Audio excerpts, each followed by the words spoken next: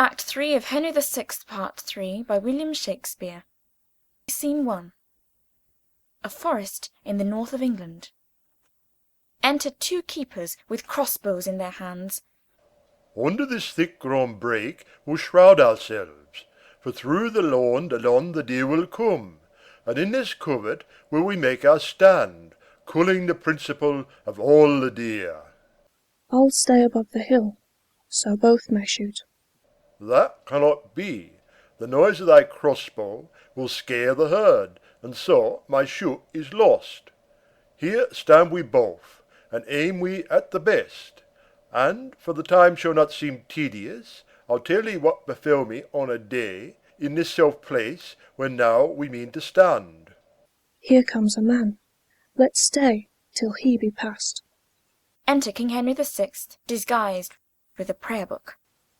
From Scotland am I stol'n, even of pure love, to greet mine own land with my wishful sight. No, Harry, Harry, 'tis no land of thine. Thy place is filled, thy sceptre wrung from thee, thy balm washed off wherewith thou wast anointed. No bending knee will call thee Caesar now, no humble suitors press to speak for right. No, not a man comes for redress of thee. For how can I help them and not myself? Ay, here's a deer whose skin's a keeper's fee. This is the quondam king. Let's seize upon him. Let me embrace thee, sour adversity, for wise men say it is the wisest course. Why linger we? Let us lay hands upon him. Forbear a while. We'll hear a little more. My queen and son are gone to France for aid, and, as I hear, the great commanding Warwick is thither gone, to crave the French king's sister to wife for Edward. If this news be true, poor queen and son, your labour is but lost, for Warwick is a subtle orator, and Lewis a prince soon won with moving words. By this account then Margaret may win him, for she's a woman to be pitied much. Her sighs will make a battery in his breast, her tears will pierce into a marble heart, the tiger will be mild while she doth mourn, and Nero will be tainted with remorse, to hear and see her plaints, her brinish tears. Ay, but she's come to beg, Warwick to give. She on his left side craving aid for Henry, he on his right asking a wife for Edward. She weeps and says her Henry is deposed, he smiles and says his Edward is installed. That she, poor wretch, for grief can speak no more, whiles Warwick tells his title, smooths the wrong, inferreth arguments of mighty strength, and in conclusion wins the king from her, with promise of his sister, and what else, to strengthen and support King Edward's place.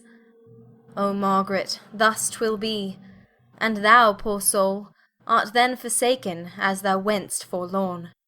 Say, what art thou, that talkest of kings and queens? More than I seem, and less than I was born to, a man at least, for less I should not be. And men may talk of kings, and why not I? Ay, but thou talkest as if thou wert a king.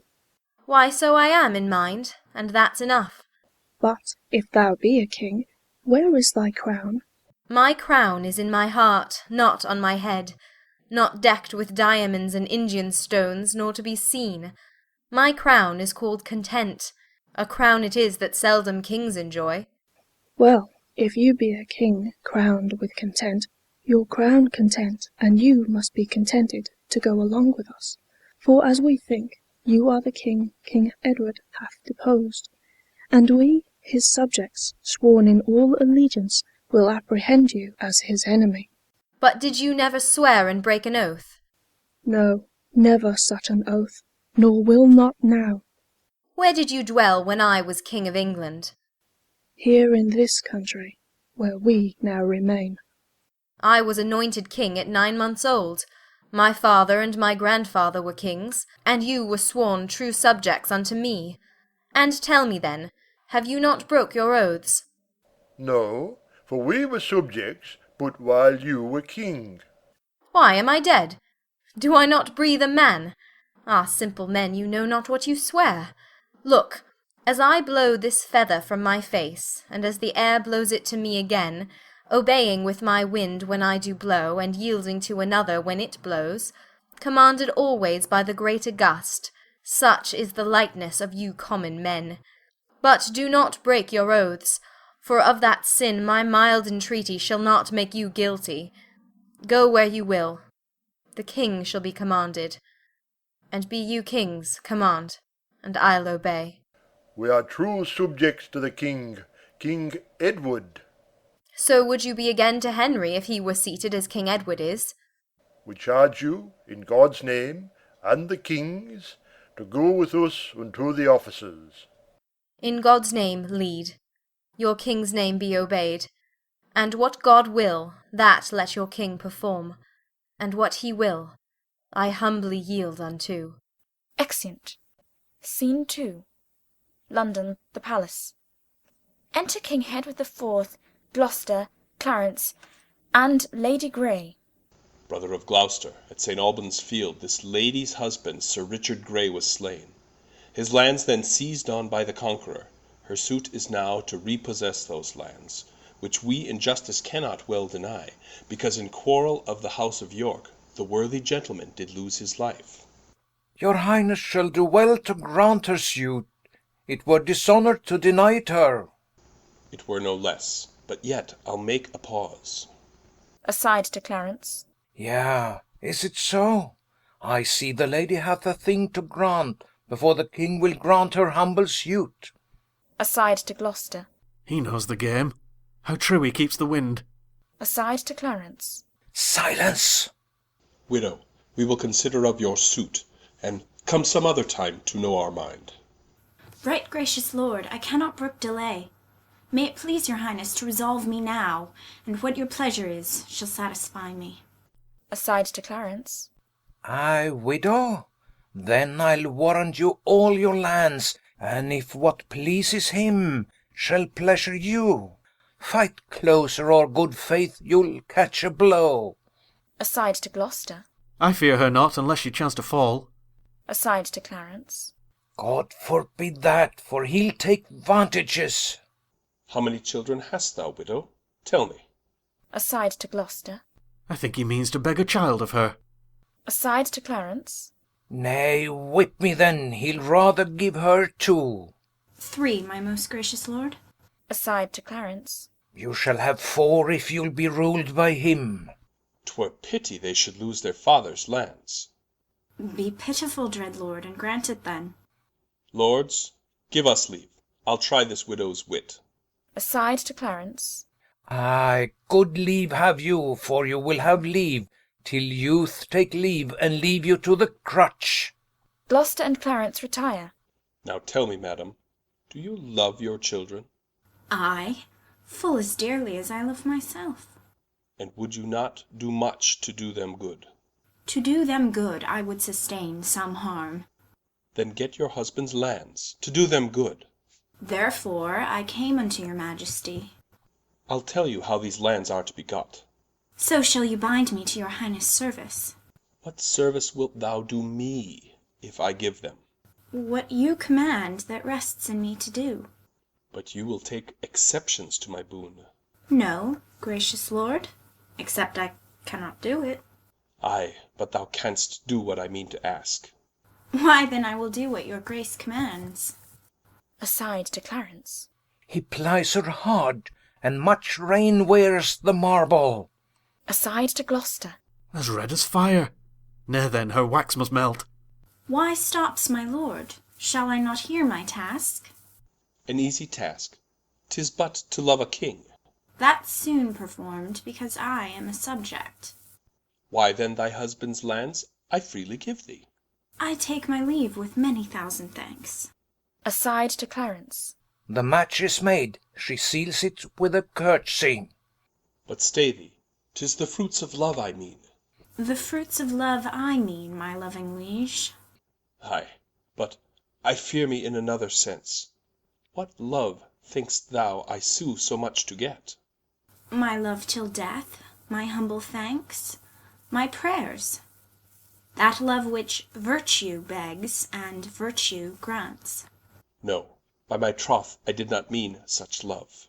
Why then you mean not as I thought you did. But now you partly may perceive my mind. My mind will never grant what I perceive your highness aims at, if I aim aright. To tell thee plain, I aim to lie with thee. To tell you plain, I had rather lie in prison. Why, then thou shalt not have thy husband's lands. Why, then mine honesty shall be my dower, for by that loss I will not purchase them. Therein thou wrong'st thy children mightily. Herein your highness wrongs both them and me. But, mighty lord, this merry inclination accords not with the sadness of my suit. Please you, dismiss me, either with aye or no. Aye, if thou wilt say aye to my request. No, if thou dost say no to my demand. Then, no, my lord. My suit is at an end.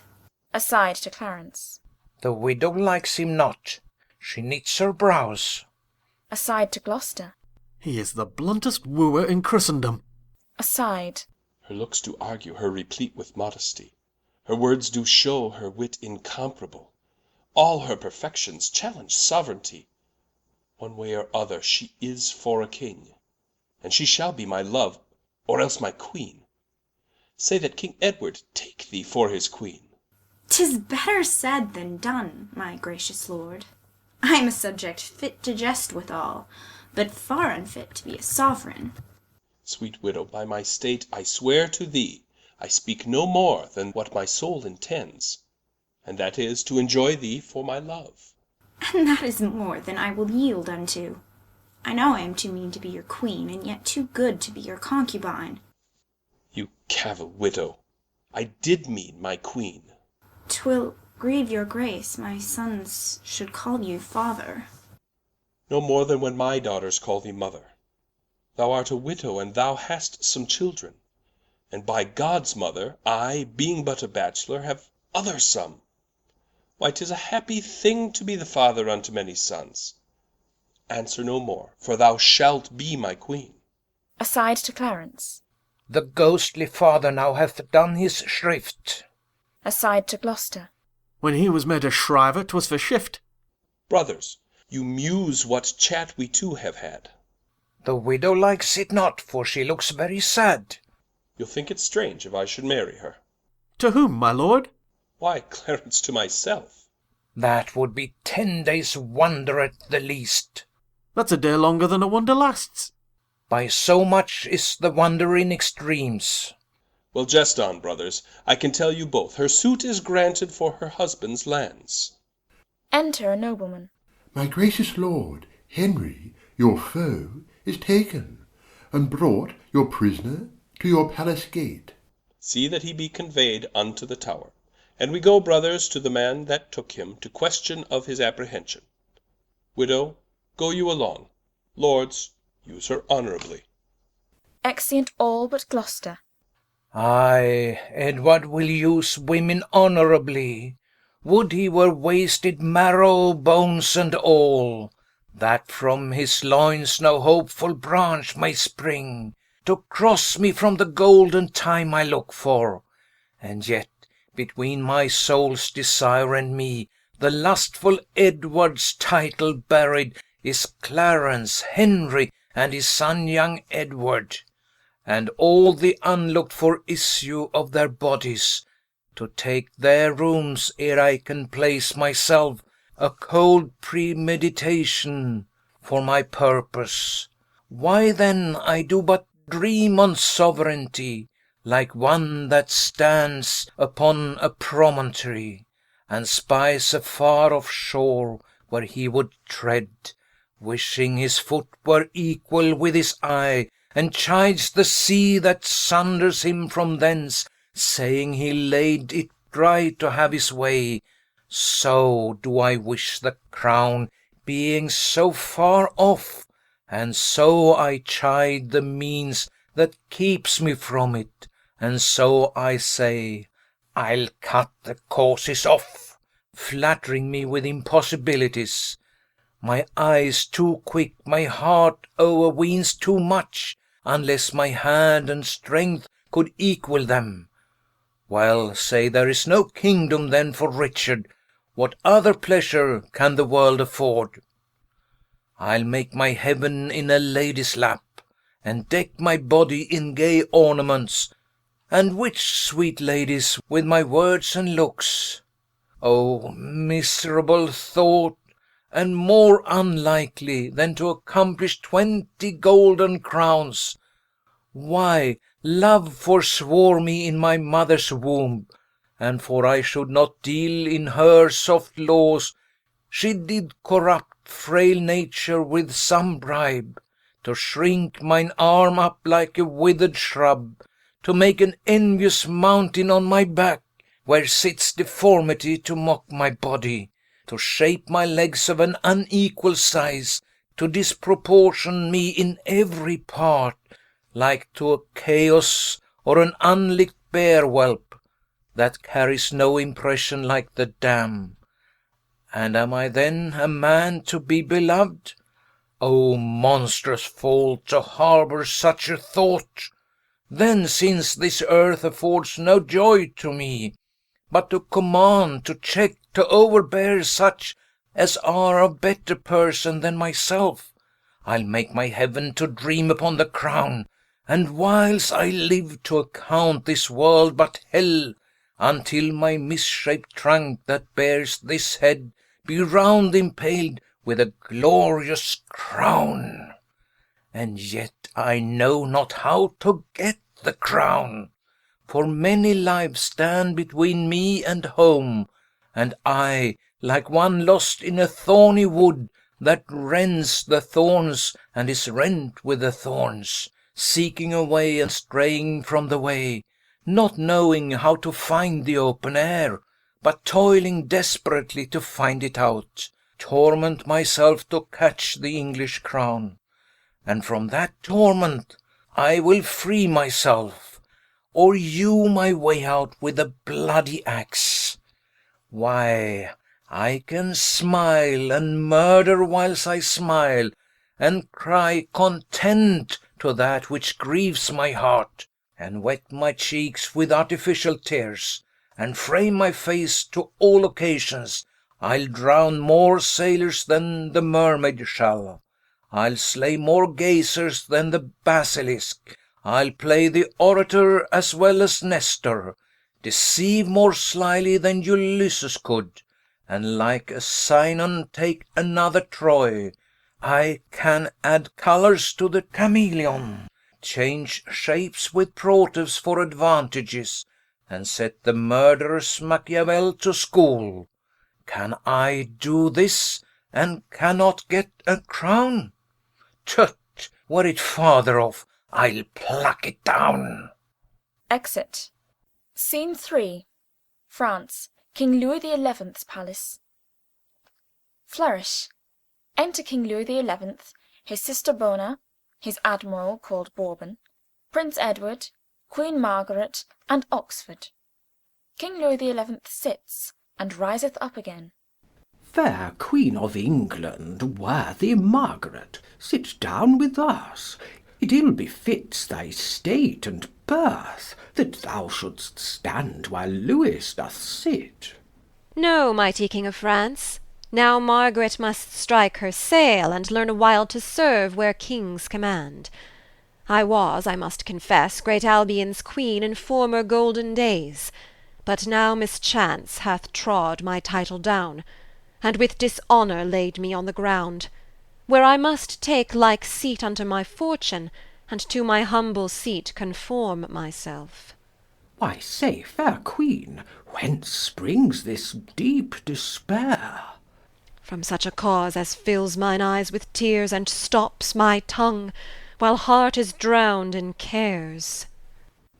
Whate'er it be thou still like thyself, and sit thee by our side. Seats her by him. Yield not thy neck to fortune's yoke, but let thy dauntless mind still ride in triumph over all mischance. Be plain, Queen Margaret, and tell thy grief. It shall be eased, if France can yield relief. Those gracious words revive my drooping thoughts, and give my tongue-tied sorrows leave to speak. Now therefore be it known to noble Lewis, that Henry, sole possessor of my love, is of a king become a banished man, and forced to live in Scotland a forlorn, while proud ambitious Edward, Duke of York, usurps the regal title and the seat of England's true anointed lawful king. This is the cause that I, poor Margaret, with this my son, Prince Edward, Henry's heir, am come to crave thy just and lawful aid.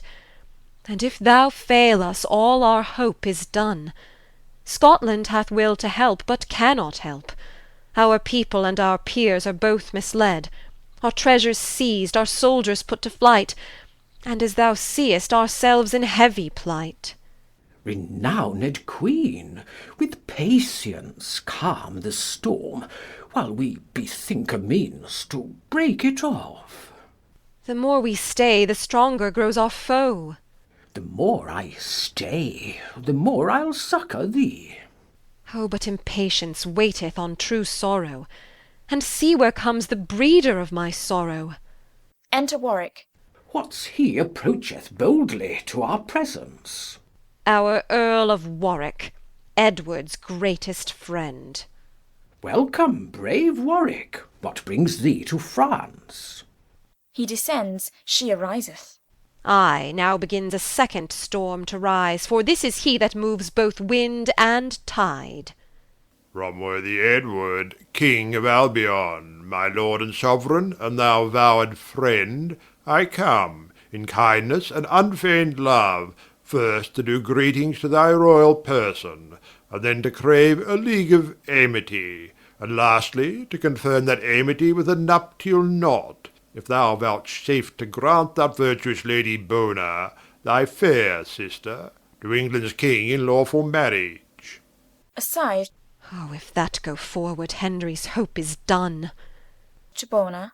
And, gracious madam, in our king's behalf, I am commanded, with your leave and favour, humbly to kiss your hand, and with my tongue to tell the passion of my sovereign's heart, where fame, late entering at his heedful ears, hath placed thy beauty's image and thy virtue.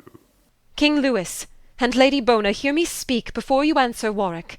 His demand springs not from Edward's well-meant honest love, but from deceit bred by necessity. For how can tyrants safely govern home, unless abroad they purchase great alliance? To prove him tyrant, this reason may suffice, that Henry liveth still. But were he dead, yet here Prince Edward stands, King Henry's son. Look therefore, Lewis, that by this league and marriage thou draw not on thy danger and dishonour. For though usurpers sway the rule a while, yet heavens are just, and time suppresseth wrongs. Injurious Margaret! And why not, Queen? Because thy father Henry did usurp, and thou no more art prince than she is queen. Then Warwick disannuls great John of Gaunt, which did subdue the greatest part of Spain, and after John of Gaunt, Henry the Fourth, whose wisdom was a mirror to the wisest, and after that wise Prince Henry the Fifth, who by his prowess conquered all France. From these our Henry lineally descends. Oxford, how haps it, in this smooth discourse, you told not how Henry the Sixth hath lost all that which Henry Fifth had gotten. Methinks these peers of France should smile at that. But for the rest, you tell a pedigree of 62 years, a silly time to make prescription for a kingdom's worth.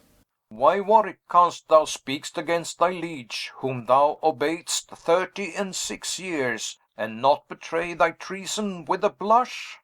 Can Oxford, that ever did fence the right, now buckler falsehood with a pedigree? For shame! Leave Henry, and call Edward king. Call him my king, by whose injurious doom my elder brother, the Lord Aubrey Vere, was done to death? And more than so, my father, even in the downfall of his mellowed years, when nature brought him to the door of death? No, Warwick, no, whilst life upholds this arm upholds the house of Lancaster. And I the house of York.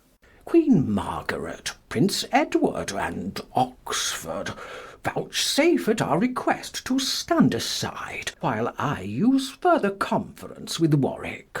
They stand aloof. Heavens grant that Warwick's words bewitch him not.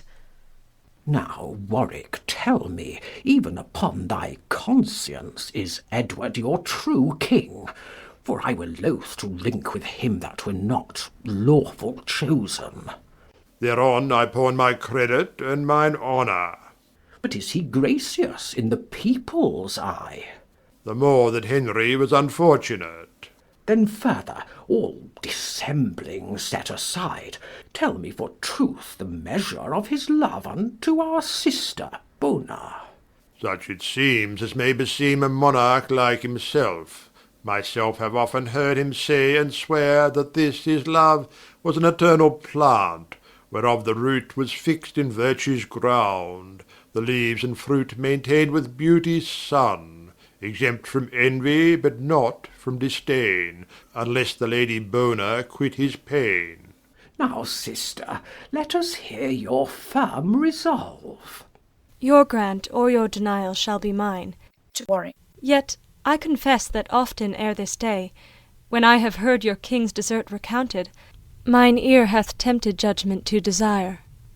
Then, Warwick, thus our sister shall be Edward's. And now forthwith shall articles be drawn touching the jointure that your king must make, which with her dowry shall be counterpoised. Draw near, Queen Margaret, and be a witness that Bona shall be wife to the English king. To Edward, but not to the English king. Deceitful Warwick, it was thy device by this alliance to make void my suit. Before thy coming, Lewis was Henry's friend. And still is friend to him and Margaret. But if your title to the crown be weak, as may appear by Edward's good success, then 'tis but reason that I be released from giving aid, which late I promised. Yet shall you have all kindness at my hand, that your estate requires, and mine can yield. Henry now lives in Scotland at his ease, where having nothing, nothing can he lose. And as for you yourself, our quondam queen, you have a father able to maintain you, and better 'twere you troubled him than France. Peace, impudent and shameless Warwick, peace, proud setter up and puller down of kings. I will not hence, till with my talk and tears, both full of truth, I make King Lewis behold thy sly conveyance, and thy lord's false love. For both of you are birds of self-same feather. Post blows a horn within. Warwick, this is some post to us or thee. Enter a post. My lord, ambassador, these letters are for you, sent from your brother Marcus Montague. To King Louis the 11th. These from our king unto your majesty. To Queen Margaret. And madam, these for you, from whom I know not. They all read their letters. I like it well that our fair queen and mistress smiles at her news, while Warwick frowns at his. Nay, mark how Lewis stamps, as he were nettled. I hope all's for the best. Warwick, what are thy news? And yours, fair queen? Mine such as fill my heart with unhoped joys. Mine full of sorrow and heart's discontent. What? Has your king married the Lady Grey? And now, to soothe your forgery and his, sends me a paper to persuade me patience. Is this the alliance that he seeks with France? Dare he presume to scorn us in this manner? I told your majesty as much before. This proveth Edward's love and Warwick's honesty. King Lewis, I here protest in sight of heaven, and by the hope I have of heavenly bliss, that I am clear from this misdeed of Edward's. No more my king, for he dishonours me, but most himself, if he could see his shame. Did I forget that, by the house of York, my father came untimely to his death? Did I let pass the abuse done to my niece? Did I impale him with the regal crown? Did I put Henry from his native right? And am I guerdoned at the last with shame? Shame on himself, for my desert is honour, and to repair my honour lost for him, I here renounce him and return to Henry. My noble queen, let former grudges pass, and henceforth I am thy true servitor. I will revenge his wrong to Lady Bona, and replant Henry in his former state. Warwick, these words have turned my hate to love, and I forgive and quite forget old faults, and joy that thou becomest King Henry's friend. So much his friend, I his unfeigned friend, that if King Lewis vouchsafe to furnish us with some few bands of chosen soldiers, I'll undertake to land them on our coast, and force the tyrant from his seat by war. 'Tis not his new-made bride shall succour him.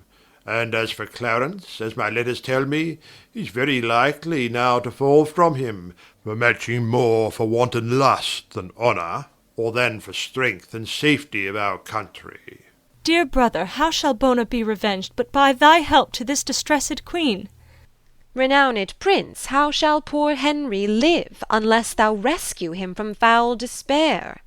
My quarrel and this English queen's are one. And mine, fair Lady Bona, joins with yours. And mine with hers, and thine, and Margaret's. Therefore at last I firmly am resolved you shall have aid. Oh, let me give humble thanks for all at once. Then England's messenger, return in post, and tell false Edward, thy supposed king, that Lewis of France is sending over maskers to revel it with him and his new bride. Thou seest what's past. Go fear thy king withal. Tell him, in hope he'll prove a widower shortly, I'll wear the willow garland for his sake. Tell him my mourning weeds are laid aside, and I am ready to put armour on. Tell him from me that he hath done me wrong, and therefore I'll uncrown him ere it be long. There's thy reward. Begone. Exit post. But Warwick, thou and Oxford with 5,000 men shall cross the seas, and bid false Edward battle. And as occasion serves, this noble queen and prince shall follow with a fresh supply. Yet ere thou go, but answer me one doubt. What pledge have we of thy firm loyalty?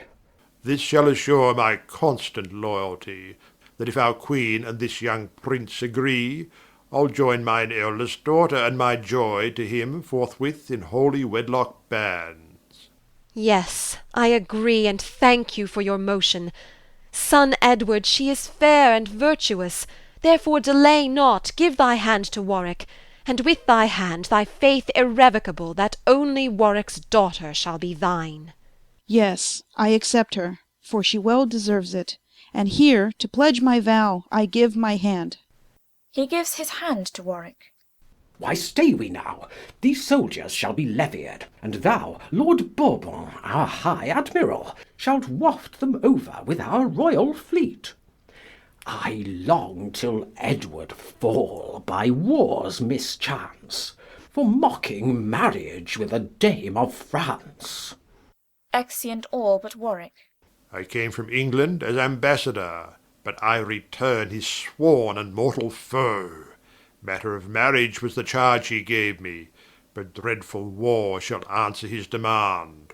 Had he none else to make a stale but me? Then none but I shall turn his jest to sorrow. I was the chief that raised him to the crown, and I'll be chief to bring him down again. Not that I pity Henry's misery, but seek revenge on Edward's mockery. Exit. End of Act 3.